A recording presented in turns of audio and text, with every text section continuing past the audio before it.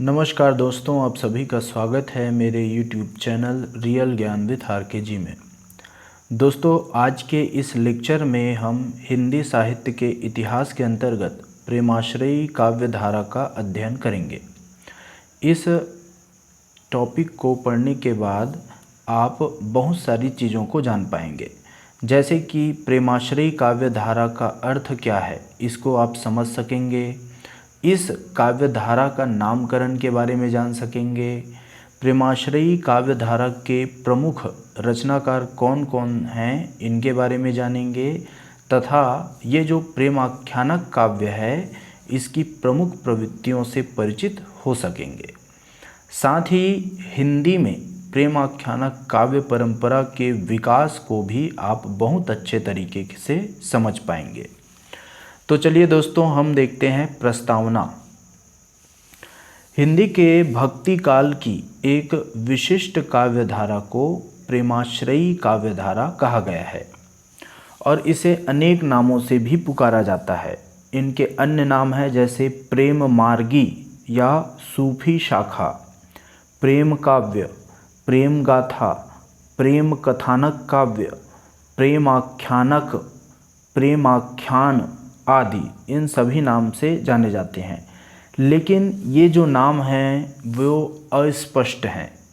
ऐसे नामकरण से प्रेम चित्रण वाले किसी भी काव्य को इस परंपरा में स्थान मिल जाएगा, जबकि प्रेमाश्रयी काव्य धारा से तात्पर्य मात्र स्वच्छंद प्रेम से है, जिसे अंग्रेजी में रोमांस कहा गया है। डॉक्टर गणपति चंद्र गुप्त का विचार है कि इस काव्य परंपरा का संबंध एक ओर तो विश्व में व्याप्त रोमांस काव्य परंपरा से है, तो दूसरी तरफ इसका संबंध भारत की काव्य परंपरा से है। इसीलिए उन्होंने इस काव्य धारा का नामकरण प्राचीन रोमांसिक तथा काव्य परंपरा किया है। अब हम देखते हैं रोमांस तथा कथा काव्य। साहित्य के क्षेत्र में रोमांस का तात्पर्य एक विशेष प्रकार की रचनाओं से है, जिनमें साहस, प्रेम, कल्पना, सौंदर्य एवं अलौकिक तत्वों का समावेश रहता है। इसमें जिस प्रेम का चित्रण होता है वह साहसिक एवं संघर्ष से युक्त होता है। ऐसे ही प्रेम को रोमांटिक प्रेम भी कहा जाता है। भारत की अनेक कथाओं में नायिका के अपहरण, युद्ध, विरह एवं प्रेम वर्णन की प्रमुखता रही है। संस्कृत के कथा काव्य तथा अंग्रेजी के रोमांटिक काव्य में गहरा साम्य है। इस धारा का विकास जो है वह भारतीय कथा साहित्य से शुरू होकर विभिन्न माध्यमों द्वारा अरब, फारस, यूनान, रोम और स्पेन होते हुए पश्चिमी एशिया और समस्त यूरोप तक हुआ।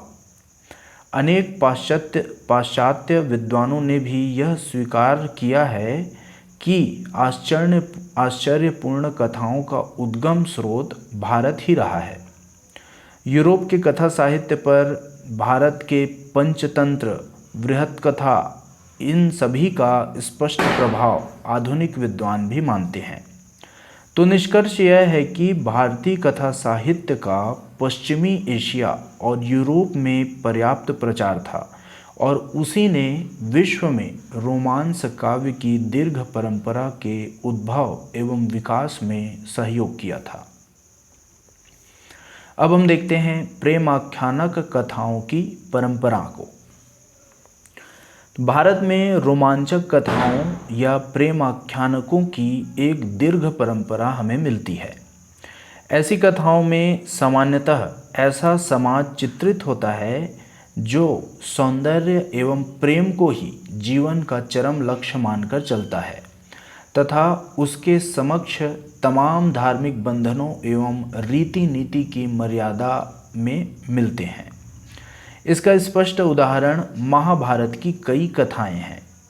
जैसे धीवर पुत्री सत्यवती को पाने के लिए शांतनु जैसा नरेश तमाम तरह के प्रयास करते हैं। भीम हिडिंबा की कथा, अर्जुन उलूमी की कथा, अर्जुन सुभद्रा की कथा, कृष्ण रुक्मिणी की कथा, उसी तरह पांडव द्रौपदी की कथा, प्रद्युम्न प्रभावती की कथा और उषा अनिरुद्ध की कथा। तो ये जो बहुत सारी कथाएं हैं, ये कई उदाहरण साबित करते हैं कि सौंदर्य प्रियता, प्रेम की स्वच्छंदता एवं विवाह संबंधी प्रगतिशीलता आदि की दृष्टि से महाभारतकालीन समाज पूरी तरह रोमांटिक था। इस युग को रोमांचक कथाओं का उद्भव काल माना जा सकता है।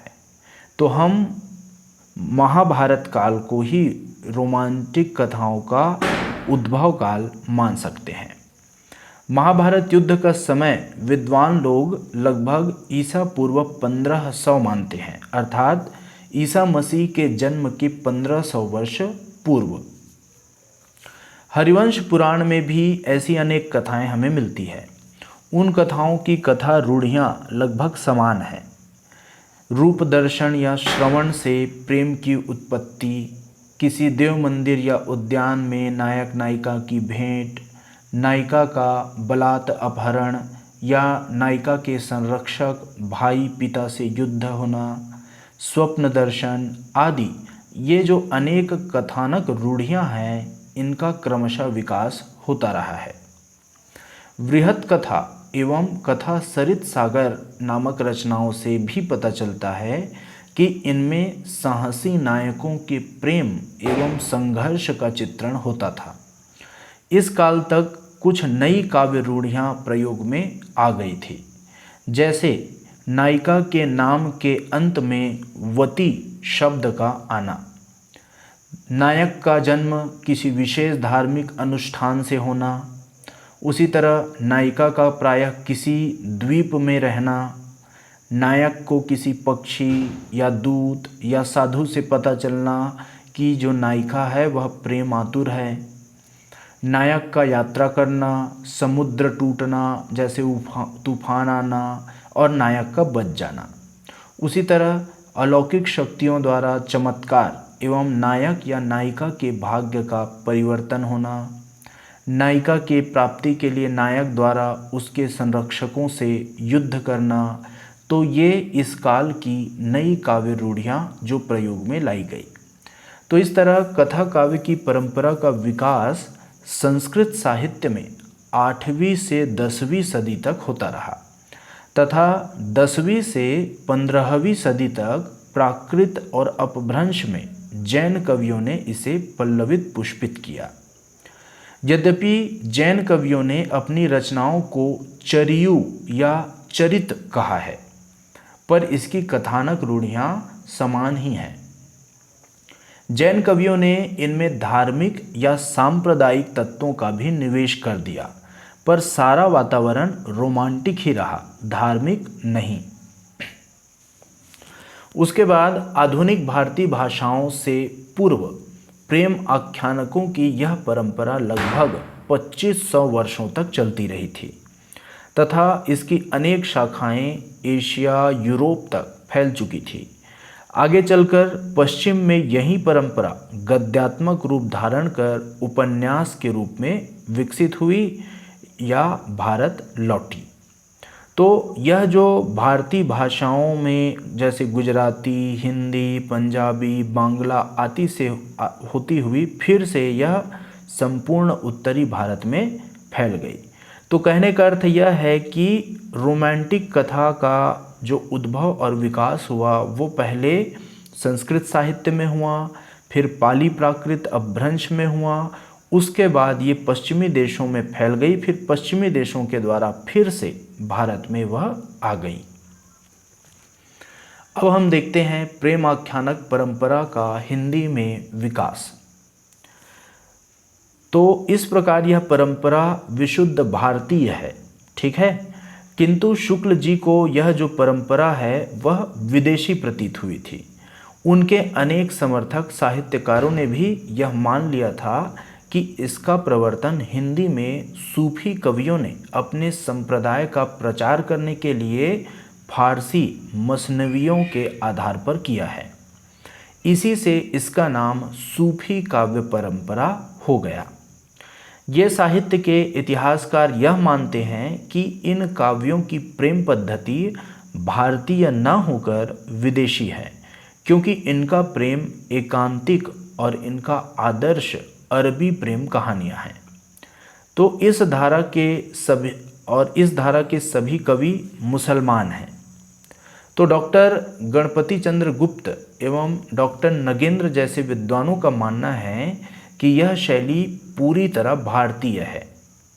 शुक्ल जी मानते हैं कि यह शैली विदेशी है, प्रेमाख्यानक शैली, लेकिन गणपति चंद्र गुप्त और डॉक्टर नगेंद्र जी यह मानते हैं कि यह शैली पूरी तरह भारतीय है और इसके सभी कवि मुसलमान नहीं हैं। तो इस परंपरा में अब तक लगभग 55 कवियों की रचनाएं प्राप्त हुई है, जिनमें 35 असंदिग्ध रूप से हिंदू कवि हैं। इस प्रकार आचार्य शुक्ल ने इस परंपरा को विदेशी सिद्ध करने के लिए जितनी भी युक्तियां दी है वे सब उनके विपक्ष में पड़ती है और यह भारतीय प्रेम कथा काव्य की एक शाखा है। सूफी प्रचार से भी संबद्ध मानना अनुचित है। सामान्यतः इस परंपरा के कवियों को सूफी मतावलंबी मान लिया जाता है, जो कि भ्रामक है। इस परंपरा के 55 में से 35 कवि हिंदू हैं, जिन्होंने काव्य आरंभ में हिंदू देवी देवताओं की वंदना करते हुए हिंदू धर्म में पूर्ण विश्वास प्रकट किया है। उनके द्वारा सूफी मत के प्रचार की कल्पना भी नहीं की जा सकती। मुस्लिम कवियों ने भी अपना उद्देश्य घोषित करते हुए स्पष्ट लिखा है कि श्रृंगार रस के चित्रण द्वारा पाठकों का मनोरंजन एवं यश कामना के उद्देश्य से उन्होंने प्रेम काव्यों की रचना की है।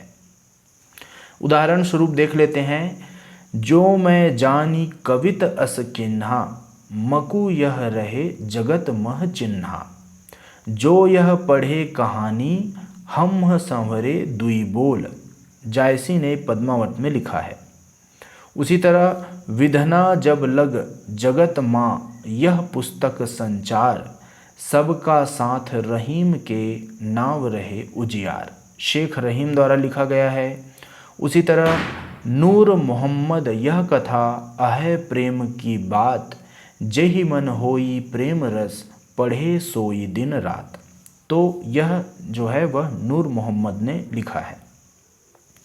तो अनेक हिंदू कवियों ने लिखा है कि उनका उद्देश्य ऐसी कविता लिखना है जिससे मूर्ख से विद्वान तक का मनोरंजन हो सके। इस तरह इन कवियों को रहस्यवादी समझना या सूफी मत का प्रचारक समझना हमारी भूल है।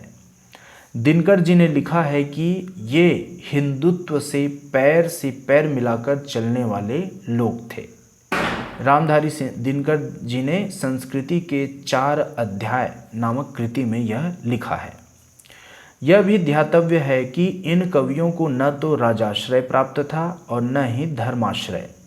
इनके काव्य के प्रेमी वे थे जो प्रेम एवं सौंदर्य की चर्चा कथा सुनना चाहते थे, जो नीति एवं शास्त्र की बात सुनना चाहते थे।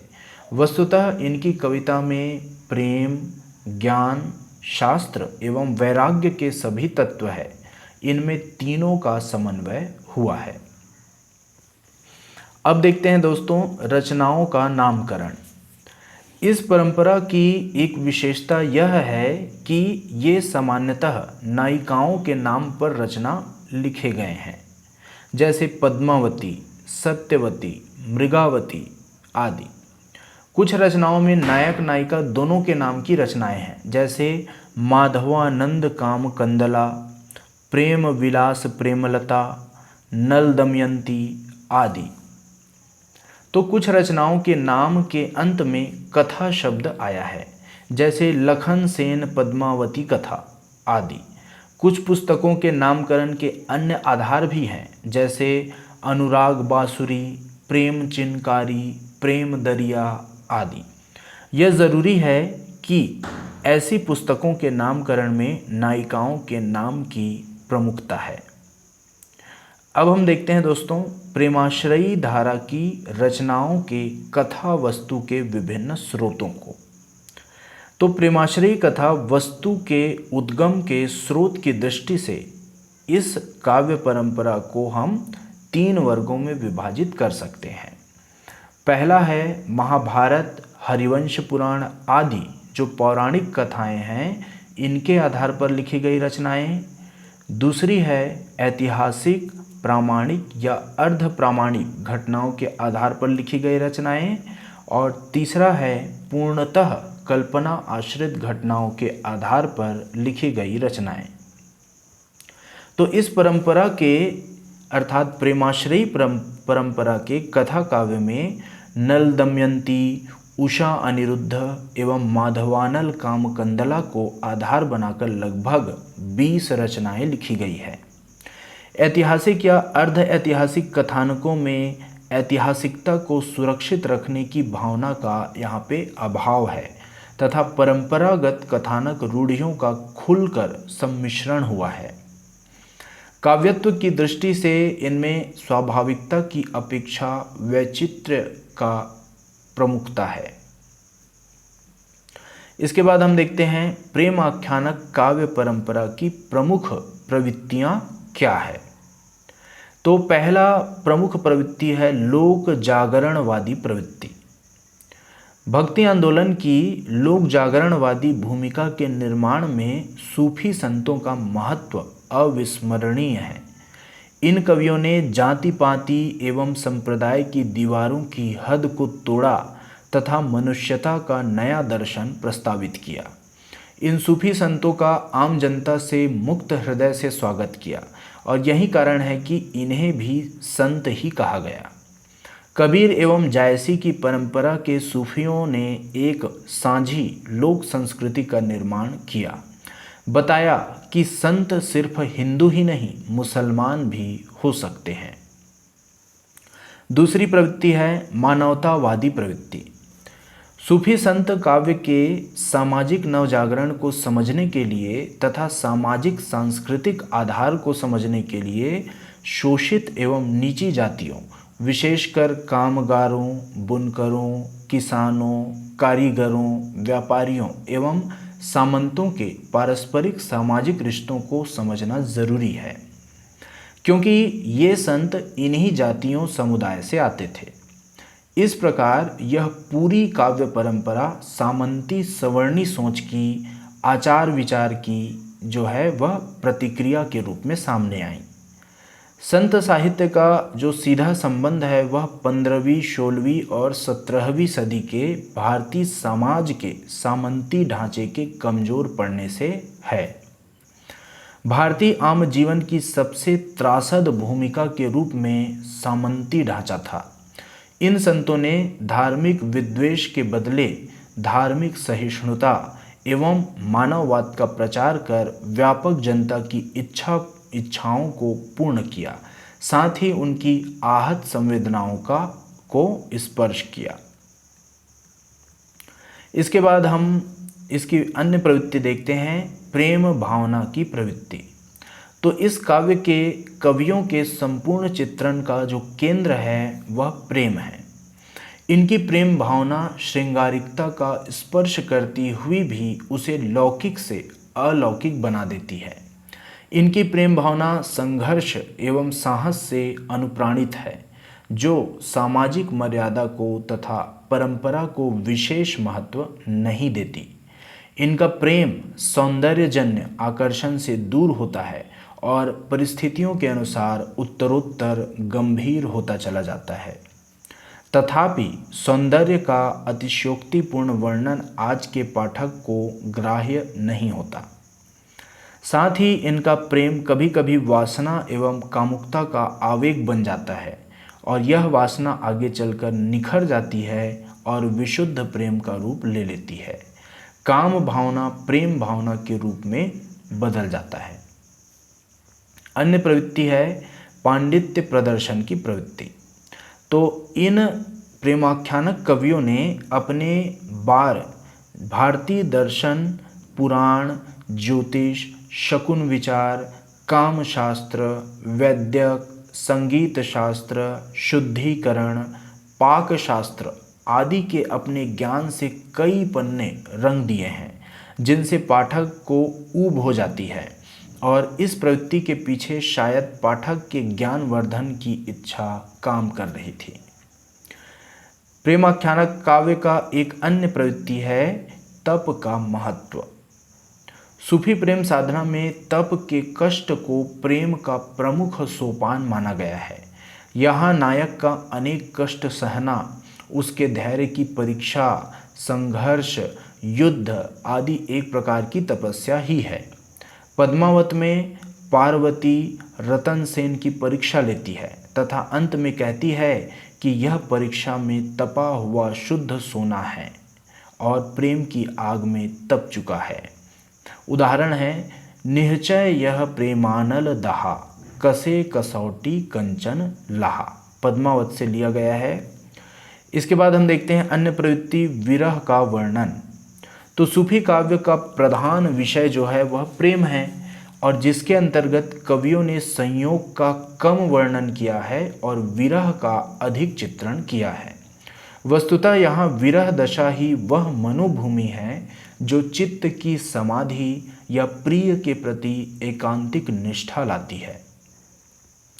इन कवियों ने विरह वर्णन के अंतर्गत ऋतु वर्णन, 12 मासा आदि का विशेष वर्णन किया है, पर कभी कभी यह विरह वर्णन अतिरंजित एवं वायवीय हो गया है। जैसे विरह के ताप से सूर्य का लाल हो जाना, गेहूं का पेट फट जाना, कौवे का काला पड़ जाना, आँखों से आंसू की जगह खून निकलना आदि। तो इससे कहीं कहीं विरह वर्णन विभत्स हो जाता है। पद्मावत में नागमती का विरह वर्णन हिंदी साहित्य की अमूल्य निधि के रूप में स्थित है। इसके बाद अन्य प्रवृत्ति देखते हैं जिसमें से है रहस्यवाद। तो ज्ञान के क्षेत्र में जो अद्वैतवाद है, भावना के क्षेत्र में आकर वहीं जो है वह रहस्यवाद हो जाता है। सूफी कवियों का रहस्यवाद भावनात्मक रहस्यवाद है। इन सूफी कवियों को प्रेम की पीर का कवि कहा जाता है। इन कवियों ने रहस्यात्मकता के माधुर्य भाव का प्रचार किया है, जिसका प्रभाव कबीर एवं कृष्ण भक्ति परंपरा पर स्पष्ट दिखाई देता है। सूफी कव्वाल गाते गाते हाल की दशा में चले जाते थे। चैतन्य महाप्रभु भी गाते गाते मूर्छित हो जाते थे।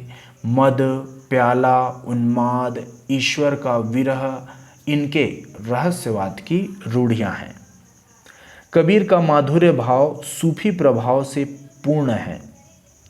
उसी तरह दादू, दरिया साहब जैसे निर्गुण संतों का ज्ञान मार्ग पूरी तरह सूफी रहस्यवाद ही है। भारतवर्ष में जब सूफी आए तो उन्हें साधनात्मक रहस्यवाद, हठ योग, तंत्र, रसायन आदि का यहाँ पर जाल मिला था। फलतः हठ योग की अनेक बातों का समावेश सूफियों के रहस्यवाद में मिलता है। सूफियों के रहस्यवाद में प्रेम एवं भावना की गहराई है और साधना की शक्ति है। रमणीय और सुंदर अद्वैती रहस्यवाद के दर्शन पद्मावत में भी होते हैं। वस्तुतः भावात्मक रहस्यवाद सूफियों का ही लाया हुआ है, यह हम मान सकते हैं। इसके बाद अन्य प्रवृत्ति है प्रबंध कल्पना। तो लौकिक प्रेम कहानियों के माध्यम से अलौकिक प्रेम की अभिव्यंजना के लिए इन कवियों ने प्रबंध काव्यों की रचना की है। इन्होंने प्रबंध संगठन का हमेशा ख्याल रखा है। इनकी प्रेम कहानियाँ प्रायः एक ही सांचे में ढली है। उनमें मौलिकता की कमी है और यांत्रिकता अधिक है। तो फलतः इनकी प्रबंध कल्पना अस्वाभाविक एवं अमनोवैज्ञानिक हो गई है। वस्तुतः सूफी प्रबंध काव्य भारतीय काव्य शास्त्र के नियमों आदर्शों की राह से अलग है। इन कवियों ने परंपरा से प्राप्त भारतीय कथानकों में रूढ़ियों का खूब प्रयोग किया है। जैसे शैतान को माया के समान साधना भ्रष्ट करने वाला यहाँ पे बताया गया है। पद्मावत में राघव शैतानी शक्ति है। सूफी कवियों की शैली जो है वह मसनवी है। मसनवी शैली में इन कवियों ने भारतीय प्रेम कथाओं को स्वर दिया है। दोस्तों, मसनवी शैली फारसी की शैली है, ठीक है। तो दोहा, चौपाई, झूलना एवं कुंडलियाँ इन कवियों द्वारा प्रयुक्त प्रमुख छंद है, यह हम देख सकते हैं। इसमें एक प्रवृत्ति है गुरु का सम्मान।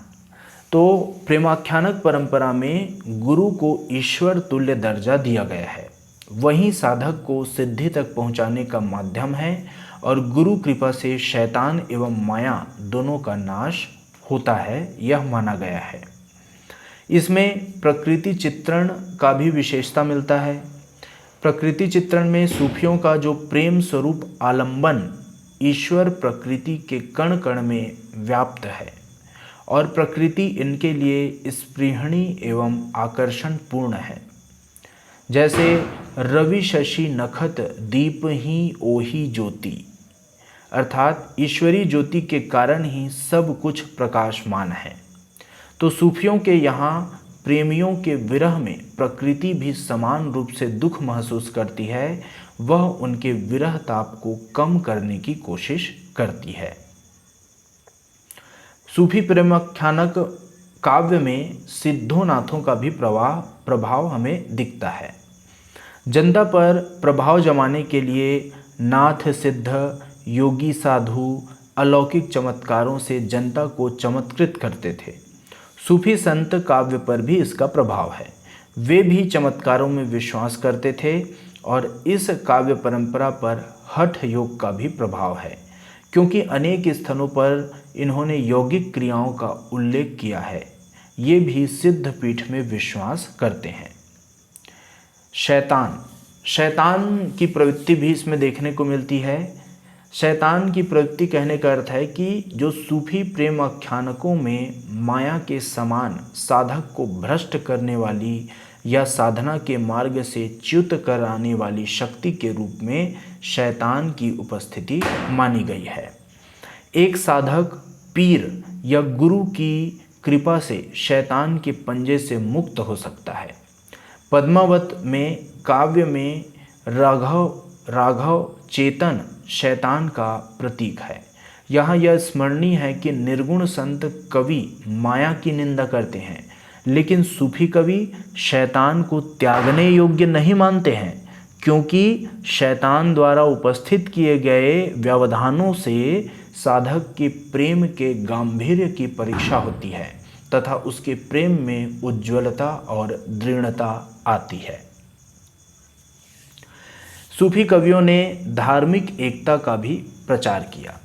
सूफी काव्य परंपरा के पूर्व निराशावादी संतों ने भक्ति के सामान्य मार्ग की प्रतिष्ठा कर दी थी। धार्मिक एकता का श्री गणेश कर दिया था, परंतु उन्हें अपने उद्देश्य में सफलता नहीं मिली थी। समाज में व्याप्त कुरीतियों, कर्मकांडों और पाखंडों के लिए कबीर हिंदू मुस्लिम दोनों को फटकार चुके थे। उनके स्वर में खंडनात्मकता, प्रतिक्रिया एवं चुभने वाली बातें थी, जिससे हिंदू मुसलमान दोनों चिढ़ गए थे। लेकिन दूसरी तरफ प्रेमाख्यानक परंपरा के कवियों ने किसी संप्रदाय या मतवाद का खंडन नहीं किया। इनकी पद्धति ही मनोवैज्ञानिक थी। शुक्ल जी लिखते हैं कि प्रेम स्वरूप ईश्वर को सामने लाकर सूफी कवियों ने हिंदू मुसलमान दोनों को मनुष्य के सामान्य रूप में दिखाया और भेदभाव के दृश्यों को हटाकर पीछे कर दिया। तो हिंदी के कतिपय विद्वानों का कहना है कि इन सूफी कवियों ने हिंदू घरों की प्रेम कहानियों के ब्याज से प्रच्छन्नतः इस्लाम का प्रचार करना चाहा था, परंतु वस्तु स्थिति नितांत भिन्न है। इनकी रचनाओं में इस्लाम की तरफ झुकाव या इस्लाम के प्रचार का कोई संकेत तक नहीं मिलता है। इस काव्य परंपरा में कोई सांप्रदायिक आग्रह नहीं है। शुक्ल जी कहते हैं कि कुछ भावुक मुसलमान प्रेम की पीर की कहानियाँ लेकर साहित्य क्षेत्र में उतरे। ये कहानियाँ हिंदू के घर की ही थी। इनकी मधुरता और कोमलता का अनुभव करके उन कवियों ने दिखला दिया कि एक ही गुप्त तार मनुष्य मात्र के हृदयों से होता हुआ गया है, जिसे छूते ही मनुष्य के सारे बाहरी रंग रूप के भेदों की ओर से ध्यान हटकर एकत्व का अनुभव करने लगता है। जायसी ग्रंथावली की भूमिका में शुक्ल जी ने यह लिखा है। तो वस्तुतः इन कवियों ने, जिन्हें सूफी कवि कहा गया, भारतीय भक्ति आंदोलन की व्यापक शक्ति को जनता के हृदय तक पहुंचाया है।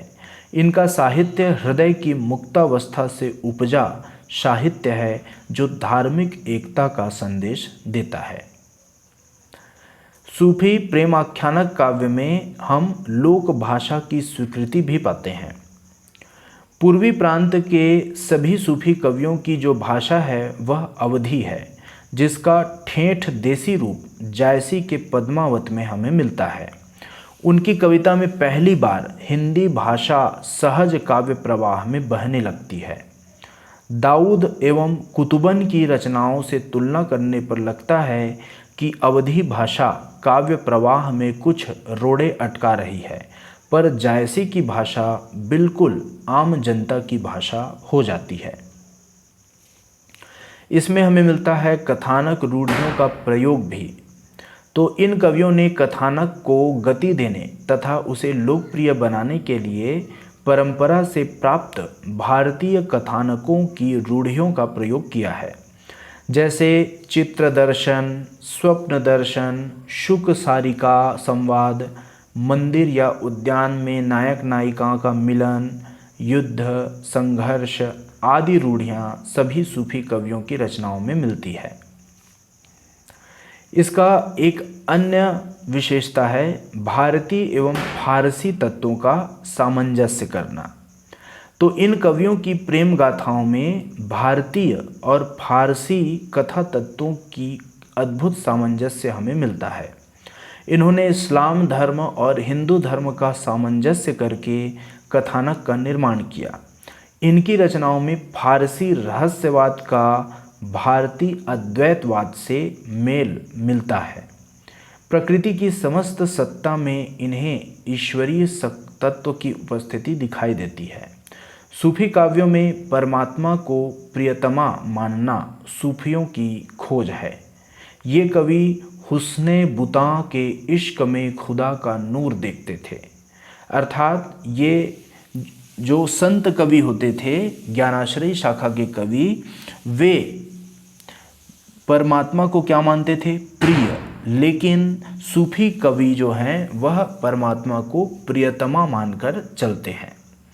जैसे कहते हैं कि नवो खंड नव पोरी औ तहाँ ब्रज केवार, चारी बसेरे सो चढ़े सत सो उतरे पार।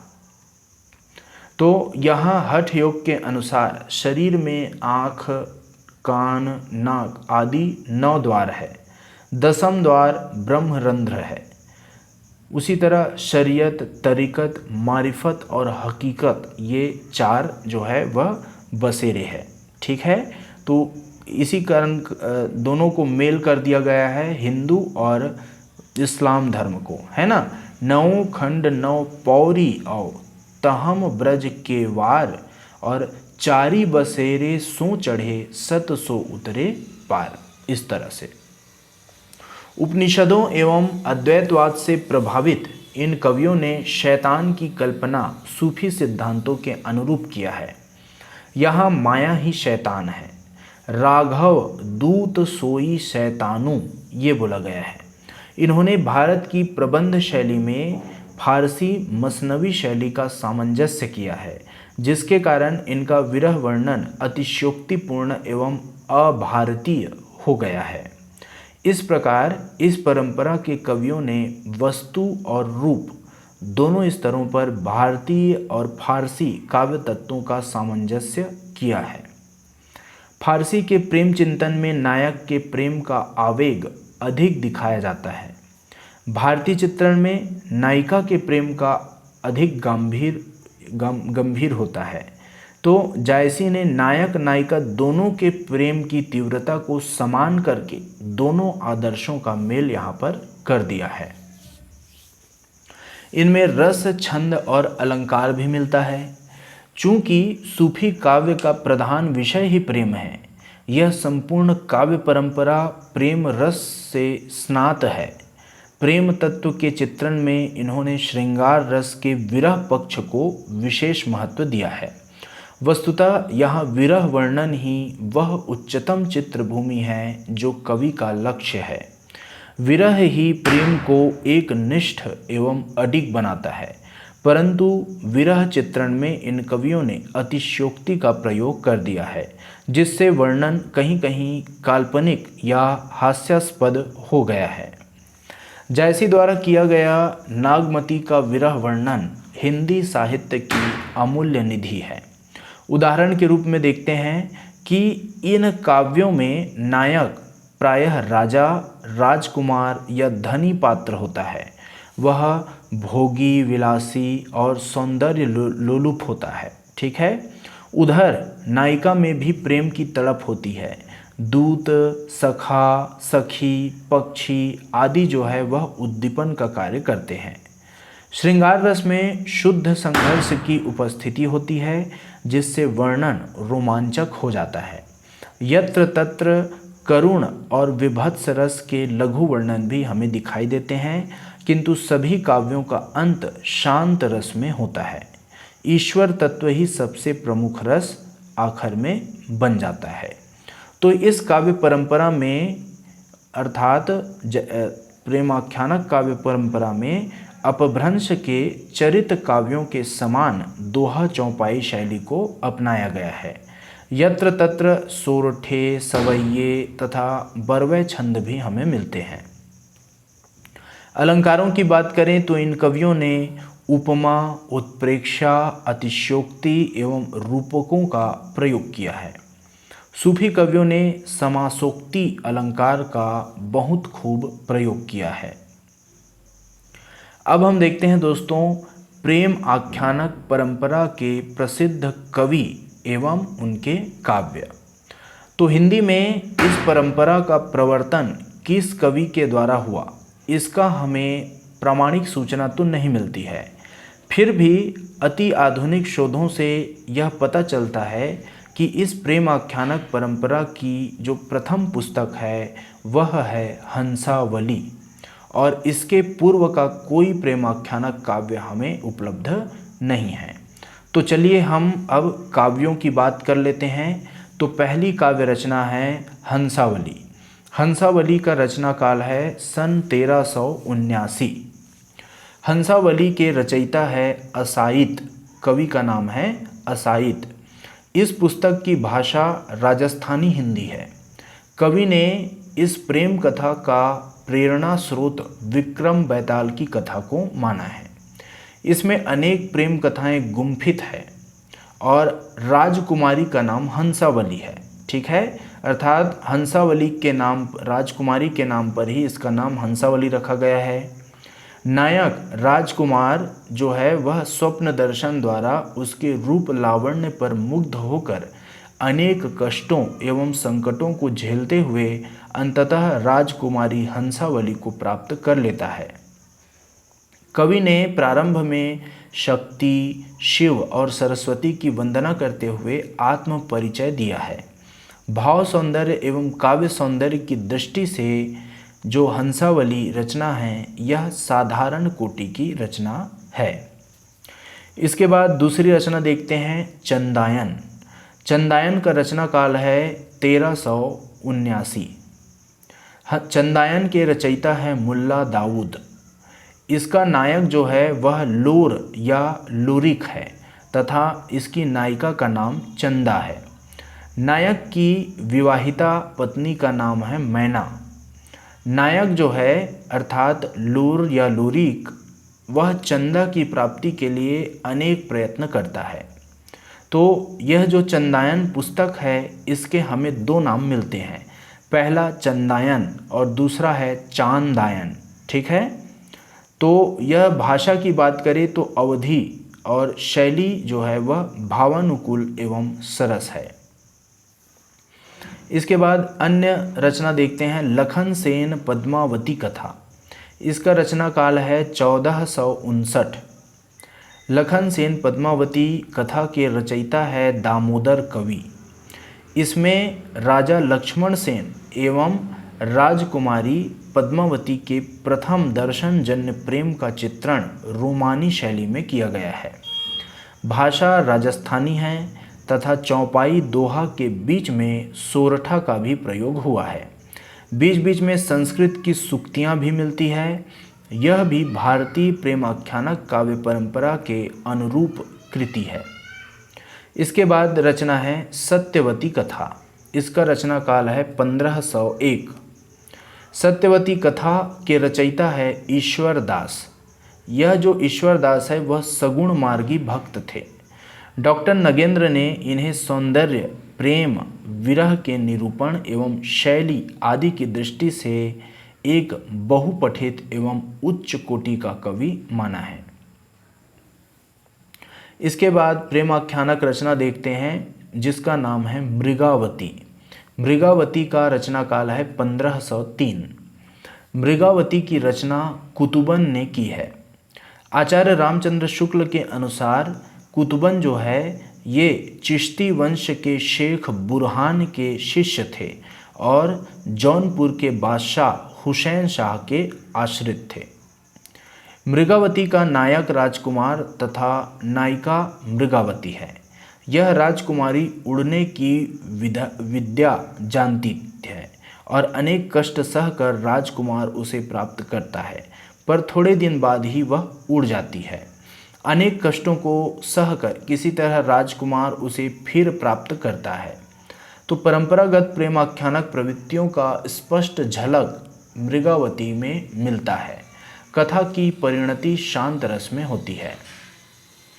इसके बाद हम आते हैं दोस्तों एक प्रसिद्ध प्रेमाख्यानक रचना पद्मावत। तो जायसी कृत पद्मावत इस परंपरा का प्रौढ़तम काव्य है। चित्तौड़ के राजा रतन सेन की पत्नी का नाम है नागमती। सिंहल की राजकुमारी है पद्मावती।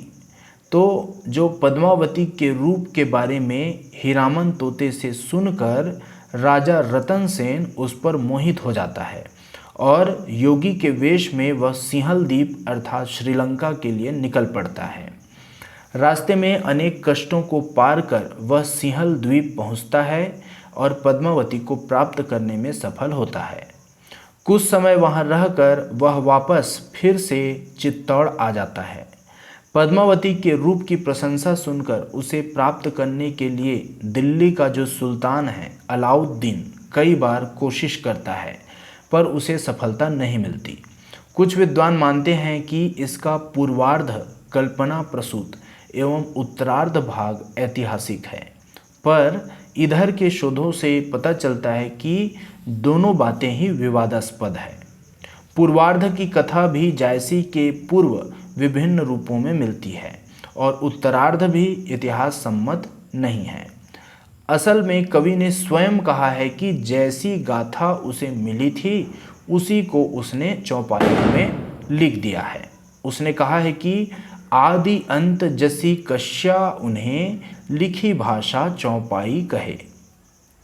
डॉक्टर हरदेव बाहरी ने प्राकृत साहित्य का इतिहास में कृति में लिखा है कि जायसी के पूर्व प्राकृत में रचित रत्नेश्वर कथा की कथा वस्तु का पद्मावत से गहरा साम्य है।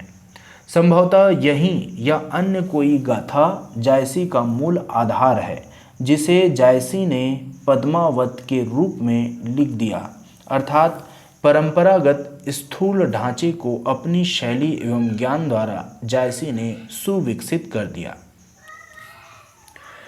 आचार्य शुक्ल जी ने इसे पद्मावत को महाकाव्य घोषित किया है। इसकी शैली को मसनवी करार दिया है तथा इसे सूफी मत का प्रचारक ग्रंथ घोषित किया है।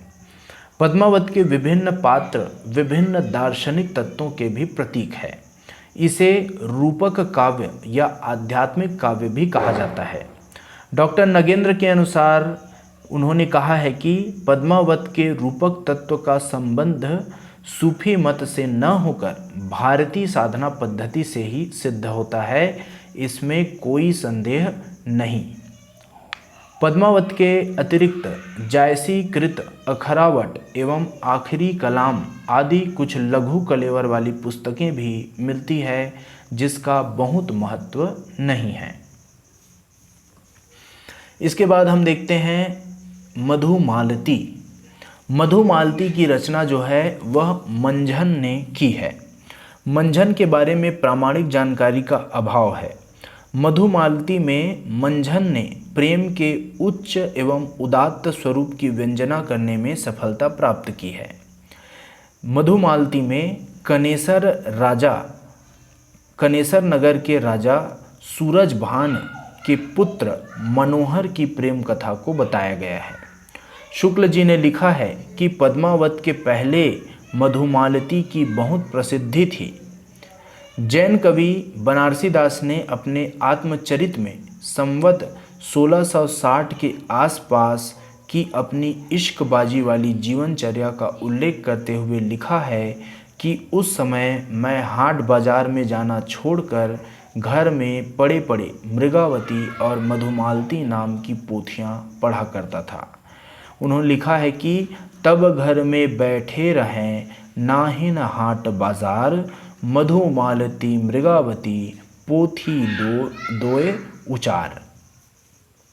सामान्यतः प्रेम आख्यानकों में नायक बहुपत्नीवादी होते हैं, पर मधुमालती के जो नायक है वह जो है इसके अपवाद हैं। ठीक है। अब हम देखते हैं ढोला मारूरा दूहा। इसका रचना काल है 1393। इसके जो रचयिता हैं उसका नाम है कल्लोल। कल्लोल कवि ने ढोला मारूरा दूहा की रचना की है। यह जो है मुख्यतः राजस्थानी प्रेम आख्यानक काव्य है। इस काव्य में नरवर देश के राजकुमार ढोला और पुंगल देश की राजकुमारी मारवणी के विवाह के बाद के प्रेम एवं विरह का मार्मिक निरूपण हुआ है। यद्यपि इस रचना में प्रेम निरूपण है, पर इसे पूर्ण प्रेम आख्यानक नहीं कहा जा सकता, क्योंकि इसमें विवाह के पूर्व प्रेम एवं नायिका प्राप्ति हेतु युद्ध संघर्ष आदि का चित्रण नहीं है।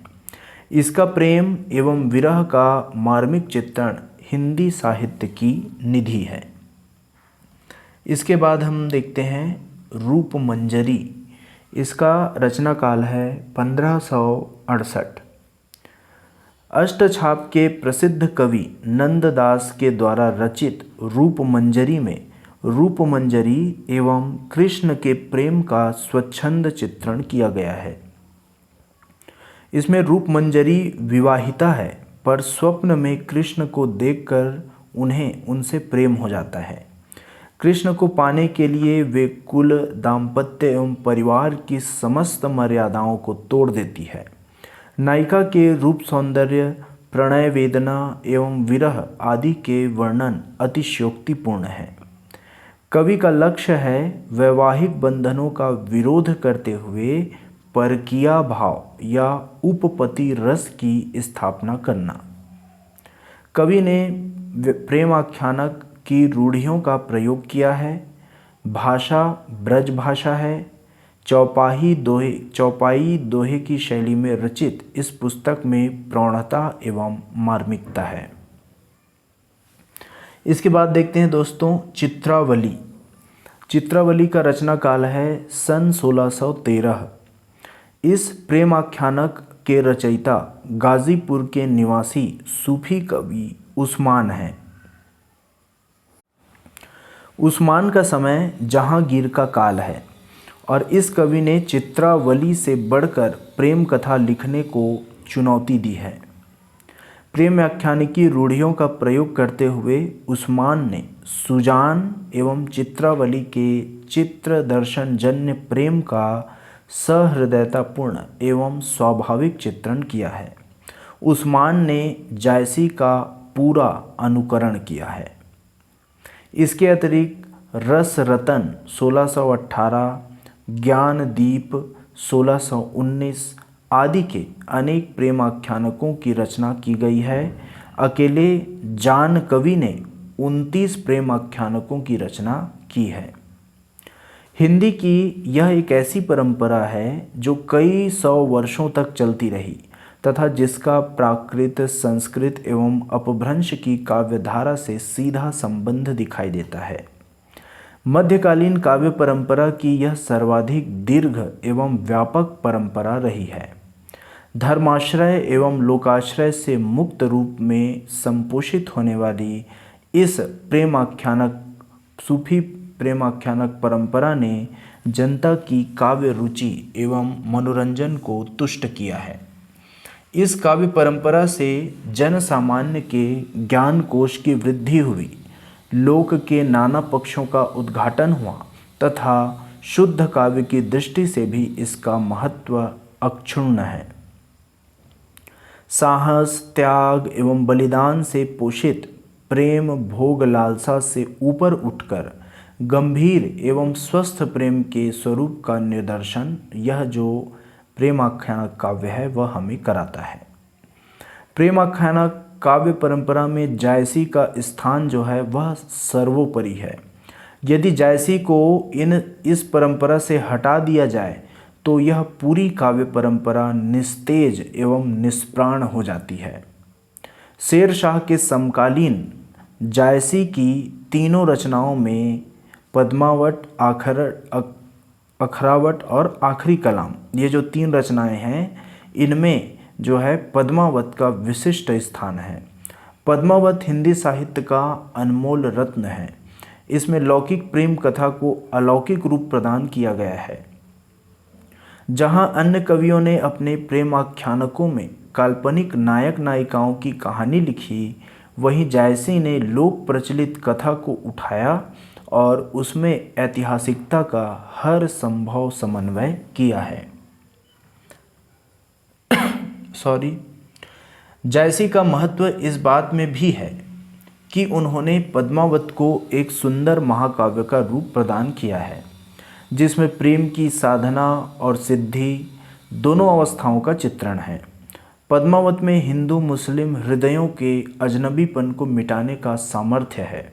वस्तुतः इस ग्रंथ का साहित्यिक एवं सांस्कृतिक दोनों दृष्टियों से महत्व है। जायसी इस ग्रंथ में एक कुशल प्रबंधकार के रूप में उपस्थित होते हैं, जिन्होंने अपनी प्रबंध निपुणता से अनेक परवर्ती कवियों को प्रभावित किया है। स्वयं तुलसीदास उनकी दोहा अर्थात चौपाई दोहा शैली से प्रभावित हैं। पद्मावत में महाकाव्य के सभी लक्षणों का निर्वाह किया गया है। कबीर की तुलना में जायसी जो है वह लोक जीवन के कहीं अधिक निकट नजर आते हैं। लोक में कहानी के प्रति स्वाभाविक आकर्षण होता है। अद्भुत घटनाओं का संयोजन, लोक प्रचलित धर्म एवं विश्वासों का अवलंबन तथा बोलचाल की अवधि का प्रयोग जायसी को महान लोक कवि के रूप में स्थान दिलाते हैं। हठ योग से प्रभावित होकर भी जायसी ने हठ योग को पूरी तरह ग्रहण नहीं किया। उनकी बातें गंभीर हैं, जिन्हें हंसकर या सिर्फ मनोरंजन कहकर नहीं टाला जा सकता है। अवधि को उन्होंने इतना सप्राण कर दिया है कि उसे तुलसी ने भी अपनाया है। जायसी की महत्ता इसमें भी है कि वे एक विरक्त साधक एवं भावुक कवि थे। इसीलिए उनका विरह वर्णन मसनवी शैली में होकर भी अंततः हिंदू संस्कारों की व्याख्या करता हुआ प्रतीत होता है। उन्होंने हिंदू पात्रों में हिंदू आदर्शों को प्रतिष्ठित किया तथा पात्रों का चरित्रांकन हिंदू जीवन के अनुरूप किया है। उन्हें हिंदू जीवन के धार्मिक संबंधों संस्कारों का पूरा ज्ञान है। उनका संपूर्ण वर्णन हिंदू परिवेश का वर्णन है। उनका लोक पक्ष तुलसी की ही भांति व्यापक और समृद्ध है। जायसी के पद्मावत में प्रेम एवं एकता के शाश्वत बीज है। कबीर ने भी हिंदू मुस्लिम एकता का प्रयास किया, मगर उनकी कर्कश वाणी एवं उलटबाजियों के कारण उनका प्रयास एक झीनी चदरिया बनकर रह गया। जायसी ने प्रेम को मनोवैज्ञानिक एवं सांस्कृतिक चादर में लपेटकर कुलीनतापूर्वक प्रस्तुत कर हिंदू मुसलमान हृदयों के अपरिचय को मिटाया। इन्हीं विशेषताओं के कारण वे तुलसी, मीरा, सुर, कबीर की पंक्ति के अधिकारी हो जाते हैं। तो दोस्तों, निष्कर्ष रूप से हम यह कह सकते हैं कि सूफी रचनाएं लोक रंजन एवं लोक मंगलकारी है। इन रचनाओं द्वारा जातिगत, धर्मगत एवं वर्गगत विद्वेष को मिटाने का सरस प्रयत्न किया गया है। ऐतिहासिक एवं काल्पनिक प्रेम कथाओं की अपेक्षा लोक गाथाओं पर आधारित प्रेम कथाओं में लोक तत्व की मात्रा अधिक है। यह कहना भी भ्रामक है कि सूफी कवि इस्लाम के छद्म प्रचारक थे। वस्तुतः यह सारी काव्य परंपरा विशुद्ध भारतीय रोमांचक काव्य परंपरा का अनुशीलन करती है।